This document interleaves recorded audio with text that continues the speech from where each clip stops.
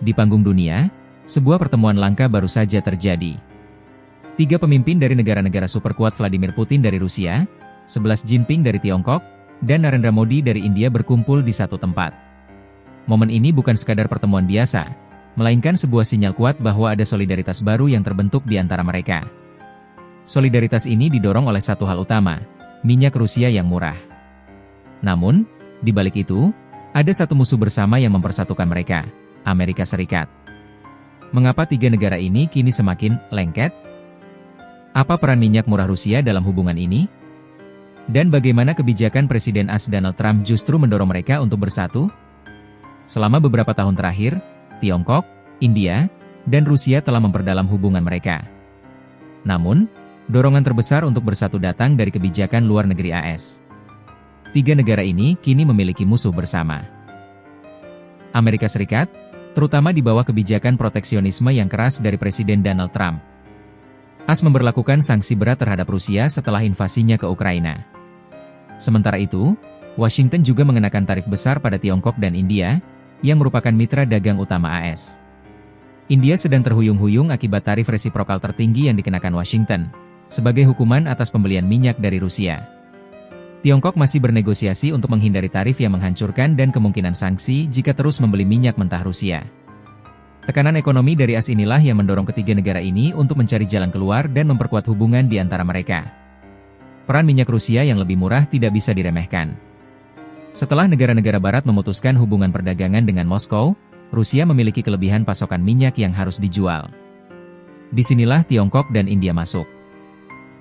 Kedua negara dengan populasi terbesar di dunia ini mendapatkan minyak Rusia dengan harga yang jauh lebih murah. Ini menjadi keuntungan ekonomi yang sangat besar bagi mereka. Tiongkok mencetak rekor tahun lalu dengan membeli lebih dari 100 juta ton minyak mentah Rusia, menyumbang hampir 20% dari total impor energinya. India juga menunjukkan pertumbuhan yang luar biasa. Ekspor minyak Rusia ke India, yang sebelumnya hanya sebagian kecil, kini tumbuh menjadi sekitar 140 miliar dolar Amerika sejak tahun 2022. Bersama-sama, Tiongkok dan India menyumbang mayoritas dari ekspor energi Rusia. Ini sangat krusial bagi Moskow, karena ekspor minyak dan gas menyumbang sekitar seperempat dari pendapatan anggarannya, yang digunakan untuk membiayai persenjataan militernya. Mandar Oak, seorang ahli kebijakan publik, mengatakan bahwa tidak akan mengejutkan jika Moskow menawarkan lebih banyak diskon untuk mengamankan lebih banyak perdagangan dengan India dan Tiongkok. Pertemuan tiga pemimpin ini terjadi di KTT Shanghai Cooperation Organization, SCO, di Tianjin. Forum regional ini didirikan untuk mempromosikan pandangan alternatif dari Barat. Para analis menggambarkannya sebagai respons langsung terhadap dominasi dan pengaruh Amerika Serikat. Profesor Peter Draper, seorang ahli kebijakan perdagangan, mengatakan bahwa KTT ini memberi para pemimpin kesempatan langka untuk memperkuat hubungan di tengah ketidakpastian ekonomi yang sedang berlangsung. Ini adalah panggung bagi Tiongkok untuk menunjukkan bahwa mereka dapat menjadi alternatif yang kuat bagi AS. Di dalam forum ini, Tiongkok berdiri di samping negara-negara lain seperti Pakistan, Myanmar, dan Sri Lanka yang semuanya juga terkena tarif Trump. Hal ini memperkuat narasi Tiongkok tentang tatanan dunia multipolar, di mana kekuasaan dibagi di antara beberapa pemain besar, bukan hanya di bawah dominasi tunggal AS. Posisi India sangat menarik.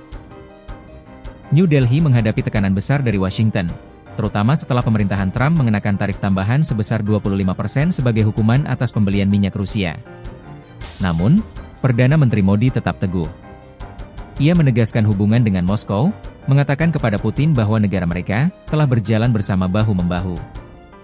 Pejabat New Delhi juga secara terbuka menyatakan bahwa mereka akan membeli energi dari tempat di mana mereka mendapatkan penawaran terbaik. Ini menunjukkan bahwa meskipun India memiliki hubungan yang kompleks dengan AS, kepentingan ekonomi mereka saat ini lebih mengarah pada kerjasama dengan Rusia dan Tiongkok. Jadi, bisa kita simpulkan, pertemuan antara Putin, Xi Jinping, dan Modi bukan hanya sekadar acara puncak organisasi regional. Ini adalah manifestasi dari aliansi baru yang didorong oleh kepentingan ekonomi bersama dan perlawanan terhadap tekanan dari Amerika Serikat.